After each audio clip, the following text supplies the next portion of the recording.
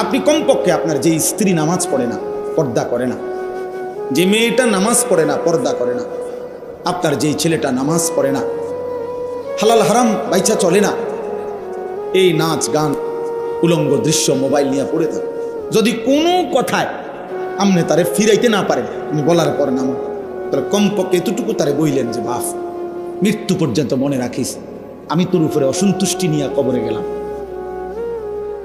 এটা তারে বইলে যায়। স্ত্রীকে বইলেন আমি স্বামী হয়ে তোমারে পারলাম না, তো মনে রাখিস বিবি, তোর মতো নাফরমান বিবি, তোর উপরে আমি অসন্তুষ্টি রাখা, হয় তুই কবরে যাবি না আমি কবরে যাব। আর আল্লাহর নবী বলছেন কোন স্ত্রীর মৃত্যু যদি হয় তার স্বামীর অসন্তুষ্টি নিয়ে, জাহান্নাম। তাহলে কি আপনি না পাইলে দূর করি, আপনি কই কিচ্ছু দিয়ে মারতেন, আপনি দিয়ে আপেল খান, ওটার ফুতে টেহা দিয়া, ওটার ফুতে একটা সেজদা দেয় না, এক ওয়াক্ত নামাজ পড়ে না, ওটা টেহা দিয়া আপেল খায়, বালটা খায়। আল্লাহর রহমতে আসিবালা আপনাকে দোয়ায়, 10 জনের দোয়ায় গপ মারি, চা দোয়া নিয়ে কি সুন্দর কথা কয়, বিড়ি খাইতে খাইতে আসি আল্লাহর রহমতে, আল্লাহ ভালোই রাখছে। এই যে আল্লাহ ভালোই তো রাখছে, বিড়ি খাইতেছেন না, তো বুঝাই যায় আল্লাহ যে ভালো রাখছে, ভালোর দশা যে বিড়ি, আল্লাহ যে ভালো রাখছে আপনার, এই তো বুঝাই তো যে আপনি চা দোয়ানে বসে বসে টেলিভিশনে নাচ গান দেখতেছেন, নর্তকীর ছবি দেখতেছেন, নাটক সিনেমা দেখছেন, এই তো ভালো রাখছে নাকি? এটাই ভালো থাকা মুমিনের। কোন মুসলমান গুনার উপরে থাকা, এটা ভালো থাকা। আপনার ছেলের বউ পর্দা করে না, হালাল হারাম মানে না, আপনি ভালো আছেন না? আপনার একটা ছেলে ফজরের নামাজ পড়ে না, আপনি ভালো আছেন না?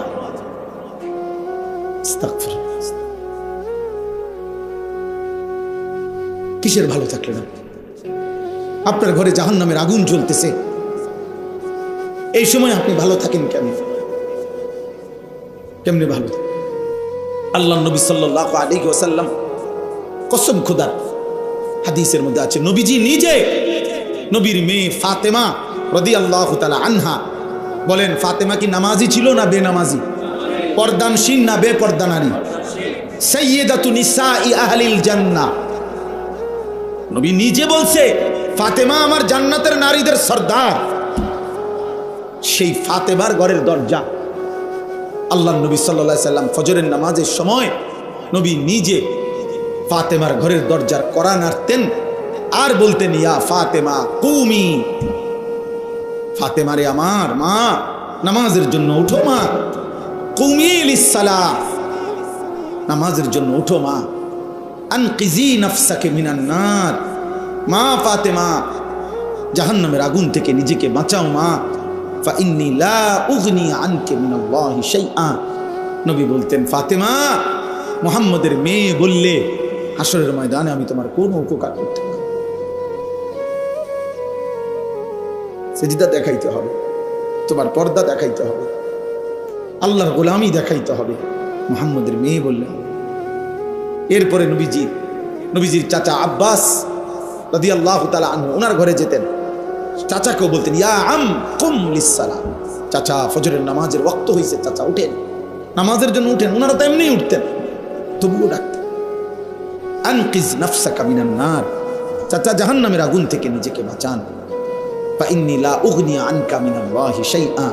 মুহাম্মদের চাচা বললে, চাচা হাসরের দিন আমি আপনার কোনো উপকার করতে পারি।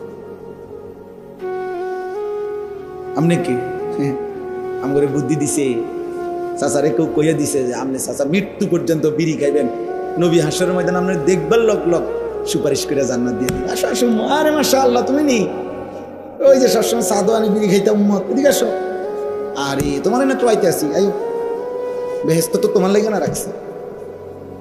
এই হলো উনি বুদ্ধি কি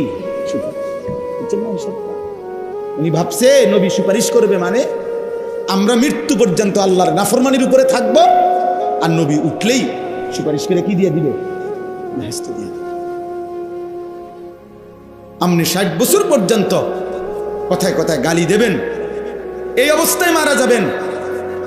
আমনের কিস্তি আমনের ফুতে চালায়, আমনে কবরে, আমনের সুদের টাকা আমনের ফুতে চালায়, আপনার ব্যাংকের লোন আপনার ফুতে সুদ করে, আপনি কবরে আপনি হাসরের ময়দানে উঠলেই আপনার নবী সুপারিশ করে বেহেশতে নিয়ে যাবে।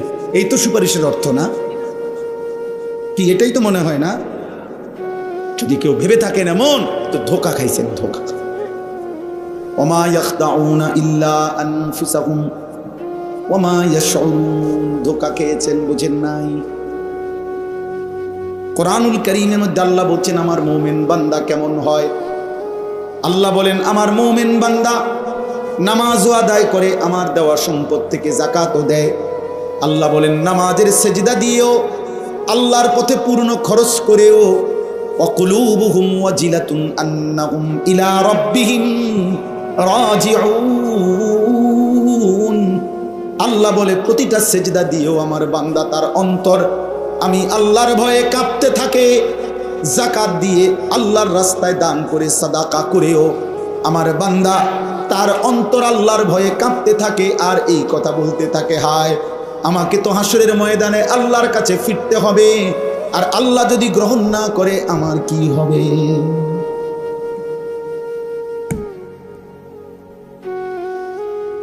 আল্লাহ যদি গ্রহণ না করে আমার কি হবে।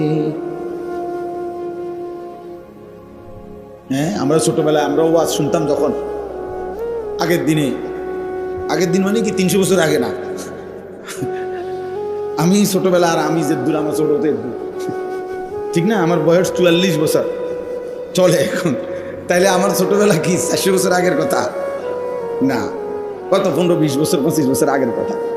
তা আমরাও ছোটবেলায় যখন ছাত্র জীবনে ওয়াজ শুনতাম, তখন শুনছি একদিন এই এক মুরব্বী হুজুর ওয়াজে বলতেছিলেন, ওই এক মেয়েরে বুঝানোর জন্য বলতেছিল ওনারা, এক মেয়েরে তার বান্ধবীরা বিয়ের দিন সুন্দর করে সাজাইছে, গহনা অলংকার দিয়া, শাড়ি চুড়ি দিয়া, তারে খুব সুন্দর করে নতুন বধূ সাজাইছে।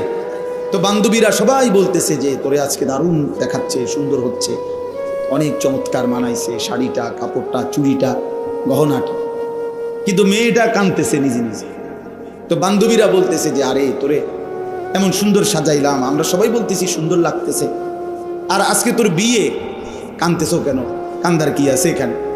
তখন ওই মেয়ে চোখের পানি ফেলে বলতেছে হায় সখী বান্ধবীরা, তোমরা তো সবাই বলতেছো সুন্দর লাগতেছে, কিন্তু যার জন্য আমারে সাজাইছো সে যদি সুন্দর না বলে, ওর যদি পছন্দ না হয়, ও যদি গ্রহণ না করে। এইটা ছোটবেলায় ওয়াজ শুনছি। মালিক যদি গ্রহণ না করে, আল্লাহ যদি বলে এটার মধ্যে রিয়া ছিল, আল্লাহ যদি বলে ইখলাস ছিল না, আমার সন্তুষ্টির জন্য হয় নাই, আমি কি বলবো? আপনি কি বলবেন তখন? আল্লাহ যদি বলে যা আমার বন্দেগী করছো, ভাত তরকারি যা খাওয়াইছি দুনিয়া, এটা লোকে হিসাবে সমান হয়ে গেছে, তখন কথা বুঝেন নাই? মালিক চাইলে আল্লাহ তাআলা যা ইচ্ছে করেন তাই বলতে পারবেন কিনা? আমাদের কিছু বলার আছে না? তাহলে এই জন্য বাপ, রাত গভীরে আমি আর দেরি করতে চাচ্ছি না, অল্প কথাই আপনাদের সামনে বললাম। প্রথম কথাই ফিকির করেন, ফিকির, জিন্দিগিটা নষ্ট করে দিয়ে সবাই, জওয়ান বুড়া, ছেলেরা বাবা, মরবার আগেই হিসাব করে ফেলো। তোমরা এতগুলো ছেলে যা বসছো, মাশাআল্লাহ বাপ, এত রাত এতটা সবর করে বসছো, প্রিয় সন্তান, প্রিয় ভাই। 14 বছরের আমার ছেলে আছে, 16 বছরের আমার সন্তান আছে। আমার প্রথম সন্তানের বয়স 16 বছর, আমার দ্বিতীয় সন্তানের বয়স 14 বছর। অতএব 14 বছরের তুমি আমার ছেলে, তুমি আমার সন্তান। 16 বছর যার বয়স তুমি আমার সন্তান, এর চাইতে একটু বেশি যার বয়স তুমি আমার ছোট ভাই। তো এক ভাই তোমারে বললাম, এক বাবা তোমারে বললাম, তোমরা ছেলেরা নষ্ট হও না, নষ্ট হও। এই নারী, এই ছবি, অস্থির দৃশ্য, উলঙ্গ নাচ গান, জিনা, ব্যভিচারের দৃশ্য, মদ, জুয়া, এই হারাম সম্পর্ক, বন্ধুদের আড্ডা, দিন রাত নাপাক শরীর, পেশাব পায়খানার পরে ঠিকমতো টয়লেট পেপার ব্যবহার করো না, পানি ব্যবহার করো না, এক ওয়াক্ত নামাজের সেজদা দাও না, কোনো দিন ফজরের নামাজ পড়ো না। হ্যাঁ, এটা তো মুনাফিকের সাজে, মুশরিক এটা করতে পারে, মুমিন করতে পারে।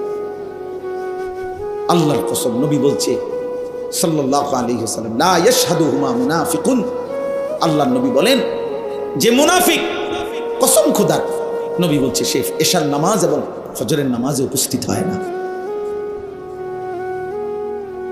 রব্বে কাবার কসম,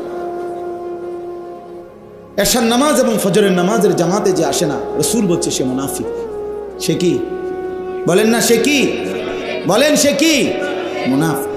তাইলে বাবা ছেলেরা মনে রাখো, যেই নবী বলছে সুপারিশ করবে, তিনি বলছে তুমি মুনাফিক, তুমি ফজরের নামাজে আসো না, উম্মত তুই মুনাফিক। অতএব যিনি সুপারিশ করবেন তিনি যদি বলে তোমারে মুনাফিক, এবার সুপারিশ তোমার জন্য তোমার আব্বাই করবে কিনা, কোন বাফে তুমি দেখো, তোমার কোন আব্বা সুপারিশ করবে তুমি মিলাই। এটা মুনাফিকের আখলাক। হযরত আব্দুল্লাহ ইবনে ওমর বলেন, রাসূলুল্লাহ সাল্লাল্লাহু আলাইহি সাল্লামের জামানায় আমরা মুনাফিক ফজরের অনুপস্থিতি দেখলে আমরা তাকে মুনাফিকই ভাবতাম। আল্লাহর নবী সাল্লাল্লাহু আলাইহি সাল্লাম কারো ঈমানের ব্যাপারে সন্দেহ করলে, মানে কালেমা পড়ছে কিন্তু নবী যদি সন্দেহ করতেন যে সে আসলে খাঁটিভাবে ঈমান আনছে কিনা, একেবারে স্পষ্ট রিওয়ায়াত আছে, আমার কাছে আরবি কিতাব আছে গাড়িতে, ওইখানে আছে নবীজি তখন ফজরের ওয়াক্তে পরে খুঁজতেন। 2 দিন 3 দিন 4 দিন যদি ফজরের নামাজে অনুপস্থিত দেখতেন তো নবী বলতেন হ্যাঁ আমি এমনটাই ভাবছি, মানে মুনাফিক। মানে কি? মুনাফিক। এজন্য হযরত আব্দুল্লাহ ইবনে মাসউদ রাদিয়াল্লাহু তাআলা আনহু বলেন, নবীজির জামানায় যারা বাস্তবিক অর্থে ছিল মুনাফিক, সবাই চিনত, মনে করত, সবাই নবীজির বিরুদ্ধে ষড়যন্ত্র করত মুনাফিক হিসাবে, আল্লাহর কসম তিনি বলেন, হযরত আব্দুল্লাহ ইবনে মাসউদ বলেন, ওই চিহ্নিত মুনাফিকরাও ফজরের নামাজের জামাতে উপস্থিত হইতো। কেন? ওই যাতে করে ডাইরেক্ট কি না বলে, মুনাফিক না বলে, লুকাইবার জন্য, আড়াল করবার জন্য, যাতে মুনাফিক হিসাবে একটা সিল না করে। বুঝেন না কথা? অতএব মাতবরি করেন না। মসজিদে 30,000 দিচ্ছেন, বেহেস্তের বুঝাইয়া গেছে নাকি? হ্যাঁ, মসজিদে 4টা ফ্যান দিছে, আল্লাহর রহমতে আমরাই তো ফ্যান দিছি। কথা কয় কেমন? আল্লাহর রহমতে হেবটা না ফ্যান দিছে, আমগো হেবটা না, মসজিদের 3 কাতার টাইলসের টিয়া দিছে, আমগো হেবটা না। খালাস, বেহেস্তের বুঝ হয়ে গেছে। 4টা ফ্যানের দাম হইল জান্নাত, 3 4 12,000, 3,000 করে। জান্নাত এত সস্তা হয়ে গেল না? আখিরাত এত সস্তা বাবা? কি বলে? কেউ যদি 100 কোটি টাকাও দান করে, সাদাকা করে, তাহলে এটা তো ইসলামের একটি আমল। কথা বুঝেন নাই আমার? দান সাদাকা এটা পুরা ইসলাম নাকি একটি আমল? আবার বলেন না। তাহলে 100 কোটি টাকাও যদি দান করে তাহলে কয়টা আমল হয়েছে? তো এইটার আমনে নেকি পাইবেন, কোনো সন্দেহ নাই। কিন্তু নামাজ, যাকাত, হজ, রোজা, জিকির, তেলাওয়াত, তাহাজ্জুদ, 5 ওয়াক্ত নামাজ, হারাম থেকে বাঁচা, সুদ খাওয়া যে হারাম, ঘুষ খাওয়া যে হারাম, চুরি করা যে হারাম, নারী দেখা যে হারাম, নাটক সিনেমা দেখা যে হারাম, ওজনে কম দেওয়া যে হারাম, কথায় কথায় গালি দেওয়া যে হারাম, বিড়ি সিগারেট খাওয়া যে হারাম। তো এগুলা কার জন্য? এগুলোর গুনাহ বুঝেন নাই হিসাবটা? না, এগুলা সবে 30,000-এর ভিতরে। না, এটা ভিতরে 30,000-এর ভিতরে।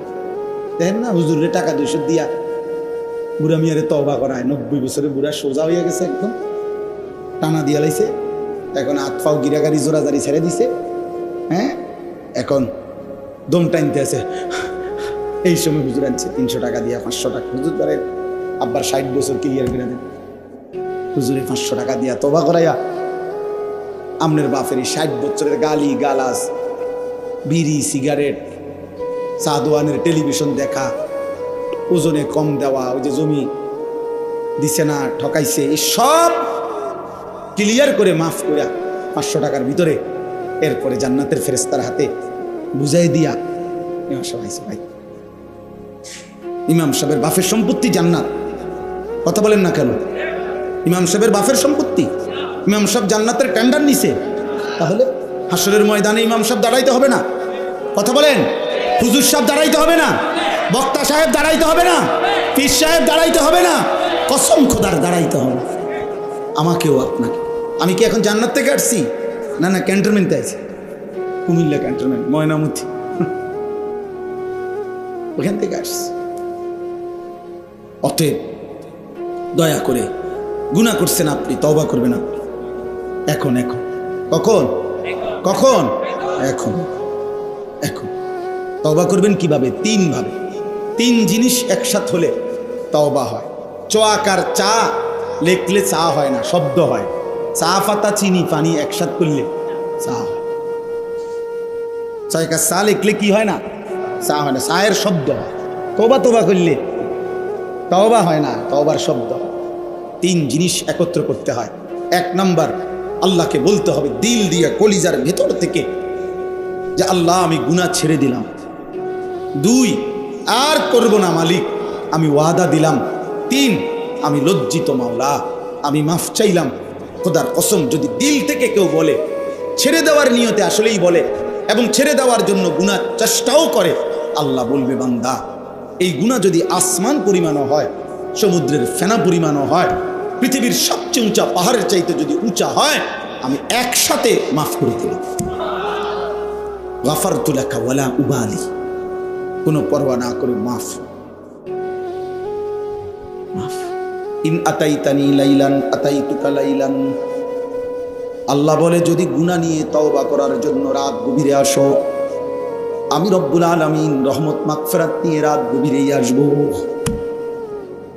ওয়া ইন আতাইতানি নাহারান আতাইতুকা নাহারান, আল্লাহ বলে বান্দা তুমি যদি দিনে আসো, চোখের 1 ফোঁটা পানি নিয়ে গুনাহ মাফ চাওয়ার জন্য, খোদার কসম আমি রব্বুল আলামিন দিনের আলোতেই বা রহমত আর মাগফিরাত নিয়ে আসবো। তুমি আসবে যখন, আমি আসবো তখন। ইয়া ইবনা আদম কুম ইলাইয়া আমশি ইলাইকা, হাদিসে কুদসিতে আছে, আল্লাহ বলেন বনি আদম তুমি আমার জন্য দাঁড়াও, আমি আল্লাহ তোমার জন্য হাঁটবো। ওয়ামশি ইলাইয়া উখারবিলু ইলাইকা, তুমি বান্দা আমার জন্য হাঁটো, আমি তোমার জন্য দৌড়বো। তুমি আসবে যে দূর, আমি আসবো তার চাইতে বেশি। তুমি আসবা 1 বিঘত, আমি আল্লাহ আসবো 1 হাত। তুমি আসবা 1 হাত, আমি আসবো 2 হাত। তুমি আসবে হাঁটতে হাঁটতে, আতাইতুকা হারওয়ালা, আমি রব্বুল আলামিন রহমত নিয়ে আসবো দৌড়তে দৌড়তে। কাউকে বলবো না ওয়ালা উবালি, কাউকে শোনাবো না, কাউকে ডাকবো না, তোমার বাপ কেউ না, গ্রামবাসী কেউ না। রাতের 4টায়, রাতের 3টায়, অন্ধকার পৃথিবীতে তুমি একাকী চোখের পানি ফেলে মাফ চাইও বান্দা, আমি একাই তোমারে মাফ করে দেব, মাফ করে দেব বান্দা। আল্লাহ আমাকে মাফ করে দেব। চলেন ভাই, অতএব গুনাহ ছেড়ে দেন, আল্লাহর নাফরমানি ছেড়ে দেন, আল্লাহর নাফরমানি ছেড়ে দেন। বাবা কষ্ট করছেন, আমারও কষ্ট লাগতেছে, আপনাদের অনেক কষ্ট হয়েছে। এত রাত আপনারা বয়স্করা বাবারা বসছে, সবাই মিলে গুনাহ ছেড়ে দেন, বলেন ইনশাআল্লাহ। 1 মুমিনের মৃত্যু পর্যন্ত 2টা ডিউটি। একজন মুসলমান, 1 গুনাহ বর্জন, 2 আদেশ পালন। এটাকেই বলে তাকওয়া, এরই বলে মুত্তাকি, একেই বলে জান্নাতি। গুনাহ বর্জন, হুকুম পালন। বলেন মুমিনের ডিউটি কয়টা? 1। বলেন 1 নম্বর কি? 2 নম্বর আদেশ। আগে হলো গুনাহ বর্জন, এরপরে হলো আদেশ। কারো মনে করেন সতর খোলা, আবার তার নামাজের ওয়াক্ত, তো নামাজ পড়া এটা হলো নেকি, সতর খোলা এটা হলো গুনাহ। এখন এই কোনটা আগে দায়িত্ব? এসব বুঝছি না। নামাজের বাহিরে ফরজের মধ্যে একটা আছে কিনা? তাহলে কি বুঝা গেল? বুঝেন নাই কথা? সতরও খোলা, নামাজও সামনে। তো নামাজ পড়লে নেকি, সতর খোলা থাকলে কি গুনাহ। তো কি এই মানে সতর ঢাকা, এরপরে কি গুনাহ বর্জন, প্রথম জিম্মাদারি এটা। এজন্য প্রিয় সন্তান, যতক্ষণ পর্যন্ত তুমি পাক নাফাকের পার্থক্য করবা না, ততক্ষণ নামাজ পড়তে মন চায়। আমি না, আমার বাইকটা দিলেও হইতো না। আব্দুল কাদের জিলানিরও যদি বাইকটা তোমারে দেয়, বাইজিদ বুস্তামিরও যদি বাইকটা দেয়, হবে না। তুমি তো না পা, তুমি তো পেশাব করে টয়লেট পেপার ব্যবহার করো না, পানি ব্যবহার করো না, তোমার শরীর নাফাক। এই নাপাক থাকার কারণে অধিকাংশ মুসলমানের নামাজ পড়ার কোনো আগ্রহ জন্মায় না।